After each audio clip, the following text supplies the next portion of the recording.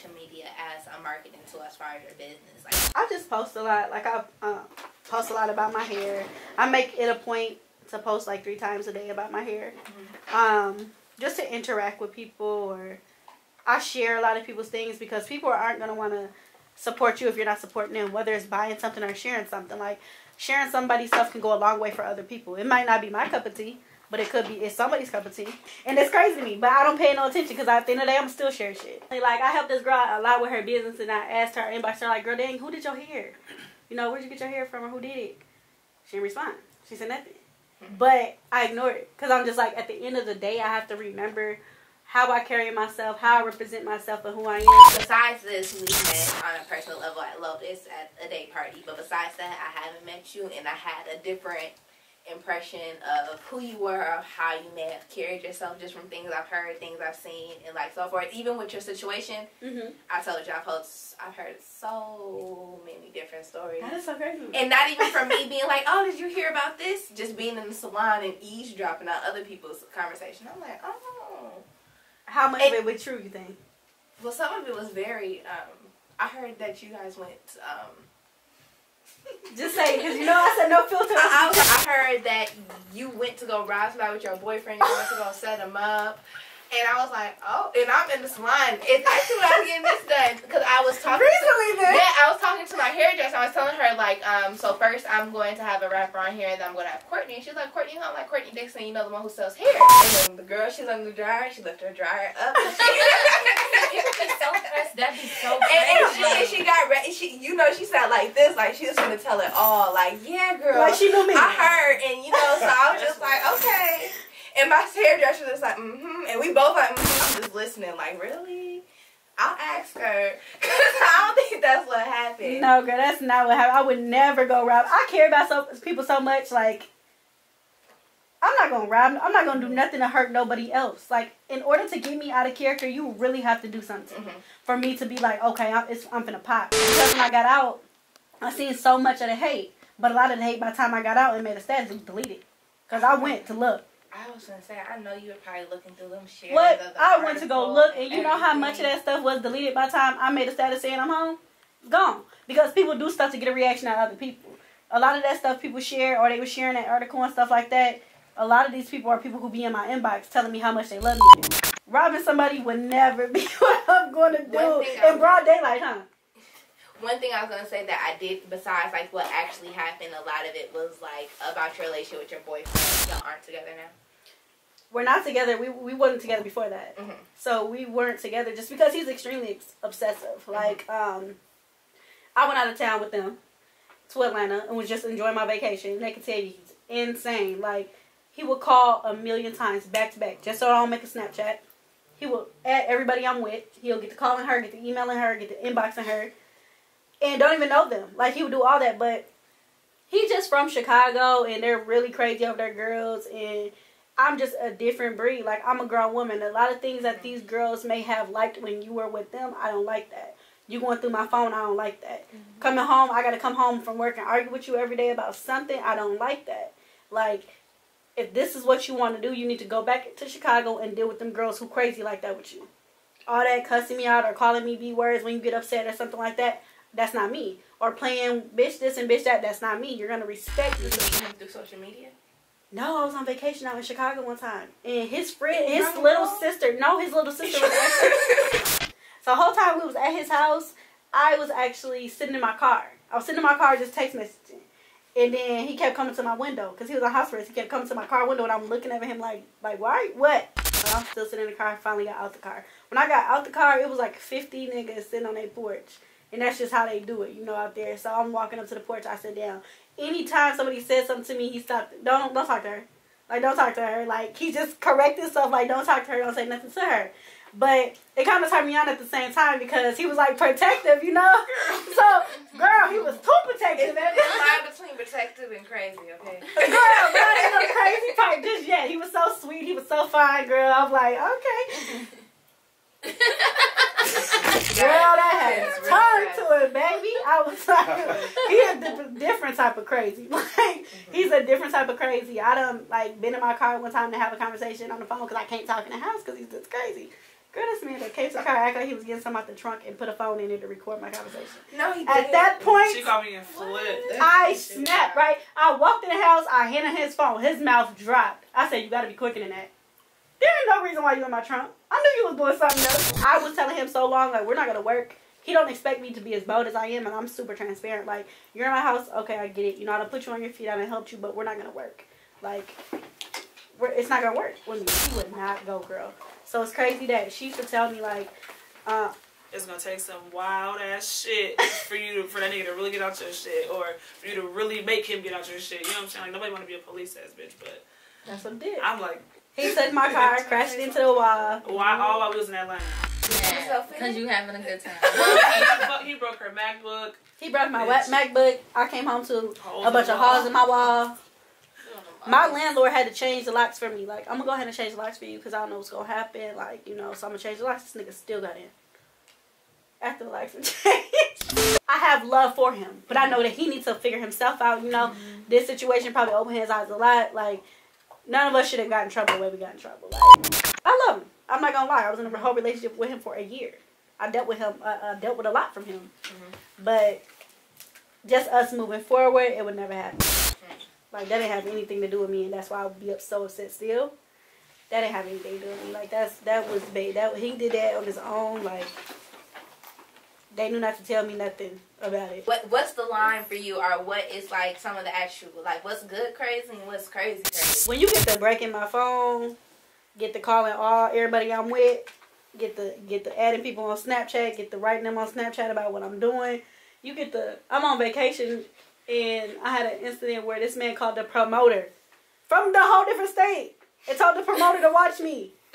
Like, he knew this man. You know how they had they contact information on their pages and stuff? He knew who party it was. He called the promoter while we was in their booth. And the dude turned around and said something to me like, somebody just called me. They told me to watch you. I'm like, at this point, that's crazy. Like, I'm to the point where it's like, if you want to do me wrong, or if you feel like you're doing something, I find out about it, it's like, go ahead and do that, you know? I got way too much going on in my life for me to have to be running up behind you, or crying about what you're doing, or going through your phone, or cussing any bitch out. Like, I don't want to have to do that. So y'all think it's really nobody in Minnesota that, like... Do y'all really feel like Minnesota has a certain demographic of men, like, only these kind of men are here? Y'all really don't feel like... Is somebody out there, like... I feel like some of us really got to be careful, because a lot of us got men just throwing themselves at us, you know? So you can't just go, you can't just, they shoot they shot and you can't just catch it. Like, just growing up, there's a lot of boys who I knew not to mess with because they was in the business of living off women. And that's like, when I'm 16, I'm thinking like, I can't talk to them because he just want to drive my car, you know? Like, stuff like that. And it's like, I feel like in certain other states, women don't come across that because there's so much available to them. Minnesota is a woman's state. No one ever thinks of what does that mean for our men, because we can have this conversation about how men live off women and etc., but we don't ever talk about why. Like, we are in a woman's state, so it's harder for men, because I know a lot of single fathers, a lot of men who are the predominant parent in their life, where their baby mom is, like you say, selling vagina, stripping, or got a new boyfriend and don't want to be around her kid and different stuff like that. Yeah. And they can't get the help that a woman can get. Or they can't go to court and be let off how a woman can be let off. They can't get caught driving without a license and insurance and get let off how a woman can. I used to want to go out all the time and party all the time, but throughout the years, it's like, throughout the, like, maybe last 2 years, I don't care about it. Like, if I miss it, I miss it. If I'm not there, I'm not there. Like, I'm to the point where if everybody's there, I don't want to be there. I never got into, like, I go out, you know, but not how... If you knew me as, like, 16-year-old me, you would think the clubs would be, like, where I'm at every weekend, wherever something's popping. But I just, as an adult, I haven't gotten into it. Part of it is just because I lost my mom a week before I graduated. So, high school. Yeah. And so for me, and the thing, before I found out, I was at Aqua. And I wasn't even old enough. Well, I was old enough to be in there. I was 18. But I'm like, I can't get VIP, so I ain't going in. I can't drink, so I can't go in, you know. And then I went home, and the next morning I found out, and I feel like that kind of, like, put, like, a bad outlook on going out for me. I used to have an old iPhone that I have all the videos, and I feel so bad, because I was having so much fun. I was with my friends, and just thinking about how happiness are really funny. not funny. It's just like everything about it was awkward. Like the night before I went, you know, we went to Aqua. We didn't even go in Aqua. We went to Loletta. I had on Jordans and like a little skater dress and shit. And this is when I had my blazer. I didn't know how to drive. So when I first got my car, all my friends would drive for me. I would get dropped off at work. Everything. You can have the car. They just pick me up so we can go to the party. I didn't care. So we went out to the club, and the next morning I spent the night at my friend's house. And my grandma's calling me. So I'm instantly, she calling me because she think I don't know how to drive. So I'm telling her, like, Granny, I'm grown. My car parked outside. I ain't going nowhere. And so, you know, I hang up the phone. And so I'm upstairs with my friend, his grandma. And, like, I just felt it. As soon as she came in the room and was like, Tyra, you need to go downstairs. I was just like, my grandma's here? And she was like, yeah. And I just knew I had to go. You know, like, she didn't even say nothing. She was just like, your grandma's downstairs. And I was like, okay. Didn't think nothing of it, though. I thought something of it, but I didn't think that. Like, I like her energy, like, you could feel it. Vibe, like, you could feel it. And, like, the whole day was an indescribable feeling. Like, as soon as because my grandma told her first, like, you know, I need Tyra to come. She doesn't want to call me, but her mom passed. And she didn't tell me my grandma said that to her, but just how I could just feel it off her body that something happened. So as soon as I got in my grandma's car, I called my mom and it went to voicemail, but I'm still like, whatever. Her phone did. Yeah, you know, or, you know, like, whatever. So we get to my grandma's house and she tell me, like, your mom's missing. So I'm like, man, she went to Indiana with her boyfriend. Maybe she didn't want to be around y'all. Maybe they on vacation. Why y'all come get me from my friend's house for that? Did they know she passed before they were telling you this? My grandma told me, just said, like, she's missing. And then someone came in and corrected her, like, no. Oh. Your mom passed. Because she didn't have it in her to tell me. Like, it's an undescribable feeling to hear your parent pass. Because at first it's unreal. And then it's like a rush of, like, the craziest emotion you could ever feel. Like, it really felt like someone punched me in my chest and I fell. And I was like, what?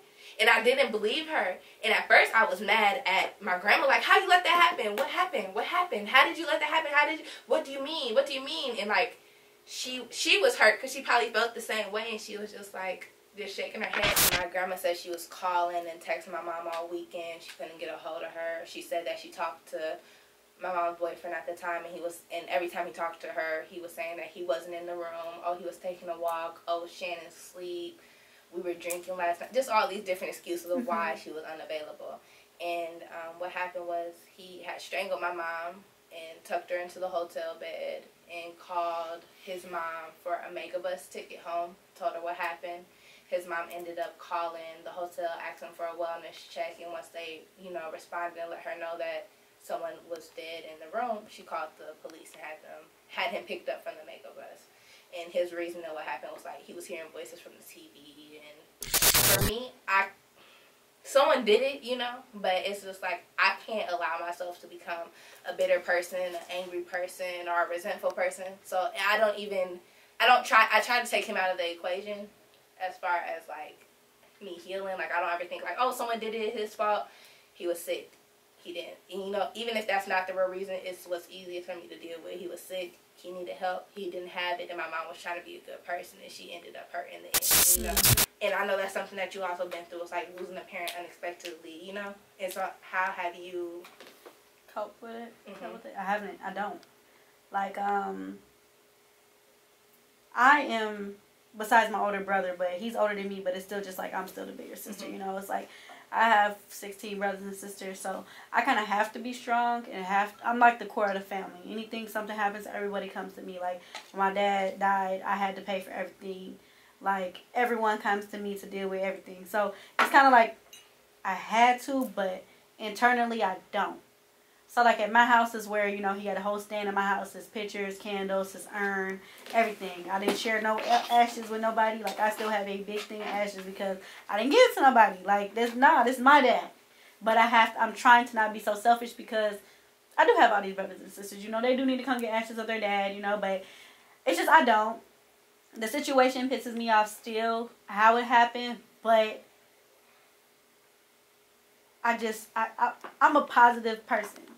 So I try to look at the good in everything. I try to stay positive when it comes to everything, just because I done been through the mud and came out clean. Like, You know, so I try to look at everything as in a positive way and uplift everybody. But sometimes it does get hard. Sometimes it gets very hard, you know. But when he passed away, it was something completely different. I was not looking forward to that. I was not thinking like this is what he was gonna do. I know that he was going through a lot of stuff, and I'm that daughter where he could talk to me about anything. I done sat on the phone with my dad with him bawling his eyes out. Like, baby, I don't know why. You know, he was dealing with a bad breakup. So, baby, I don't know why she's doing this to me, or she kicked me out the house, you know. And in my mind, I'm like, Dad, you have all these girlfriends. Like, why are you letting her get to you? You know, like, stop playing. I know my dad to be funny. Like, we have the same personality. We're funny. We joke all the time. And you would never know when we're hurting. So, he was calling me saying that, and I was trying to be serious, but it's kind of like I couldn't because he played too much. You know, my dad played too much. So, I'm like, you know, okay, you know, Dad, leave her alone. You know, go get your space, whatever. Then he ended up in jail. He called me Nort. He was like, Nort, why am I still in jail? So I'm over here stressing, like I gotta bail my dad out of jail, like shit. So got all the money, got him out of jail. He was actually, I haven't talked to my dad for like a week when he went to jail. So I'm like, okay, maybe he got tired, nobody's bailing him out, so he don't want to talk to nobody. So then the jail finally called me, you know, like he had an upsode. We can't exactly tell you what happened, but he's in what is it called? Solidation or something? Psychiatric. Something. He did something. I couldn't talk to him for like 5 days. So I'm like, okay. So he finally called me. He called me. At this point, I knew something was wrong because when he called me like it was normal. Like nothing happened. I didn't talk about it either. Because if he ain't going to talk about it, I'm not. So I'm like, yeah, Dad, you know, I'm going to get you out. I'm going to call the Bell's bounce and I'm going to talk to her, whatever, see what's going on. So he finally got out. He was doing good. I talked to my dad. I FaceTime him all day, every day. My dad did not go a day or hour without FaceTiming me. Talked to him, he laying down watching TV or whatever. So then something must have triggered in his mind. And he went to court against his girlfriend, which is my brother's and sister's mother. And then she must have ended up telling the courts, like, they had a no contact order. So I guess he met her at a grocery store.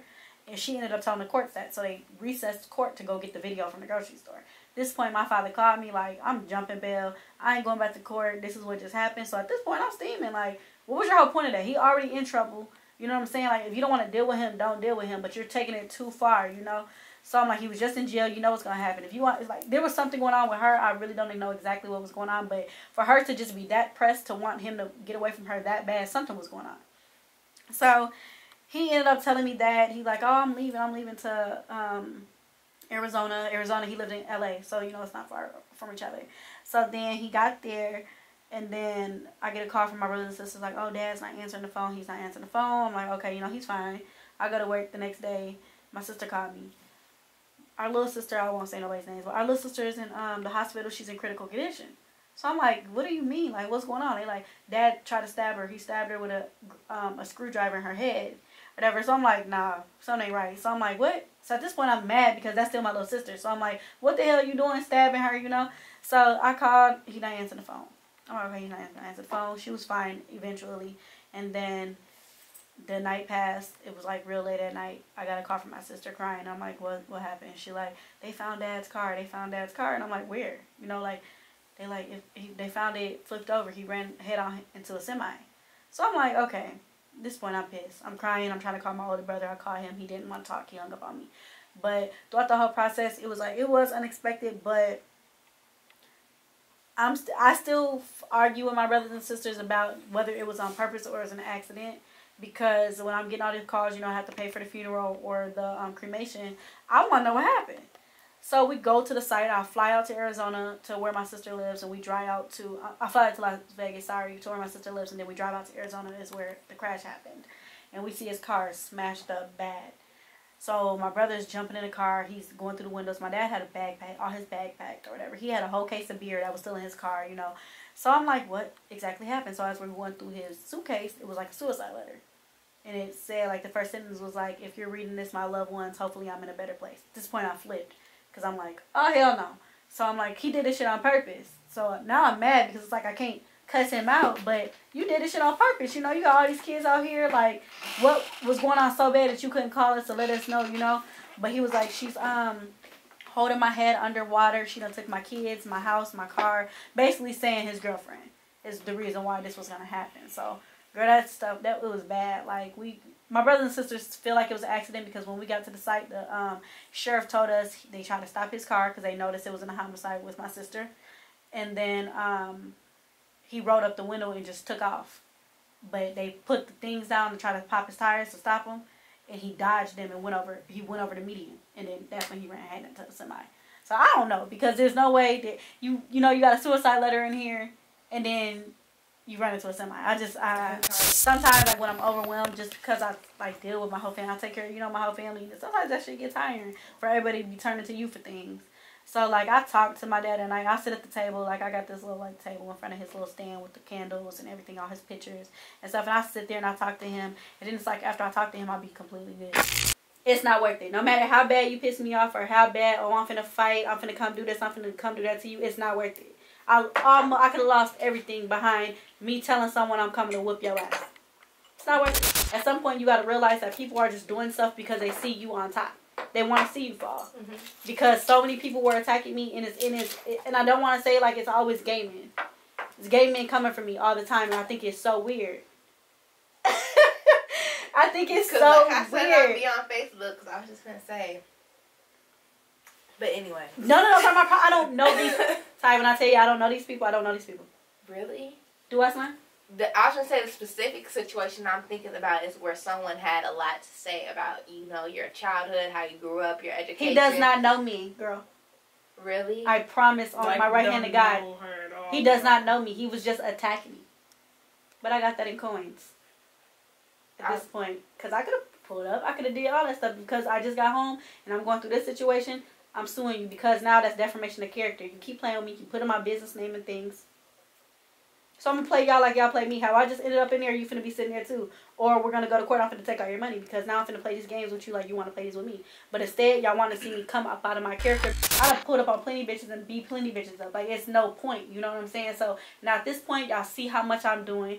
Y'all see me, driving the nicest cars, doing the nicest shit. Like, y'all see me. Y'all want to take me off my pedestal to bring me down here to try to fuck me up. Like, it's no point. So now, I'm going to take a different approach. And, girl, I don't know them people. I promise you. I don't know the people. Anybody you ever heard probably say something bad about me does not know me. Because anybody who know me ain't going to have nothing bad to say about me. Yeah, so it's Courtney sitting here with Tylee with the T. You can contact me or reach me. Follow me on Snapchat at ClassyBat12 or Facebook at Courtneiy Dixon and Instagram at Bougie Barbie.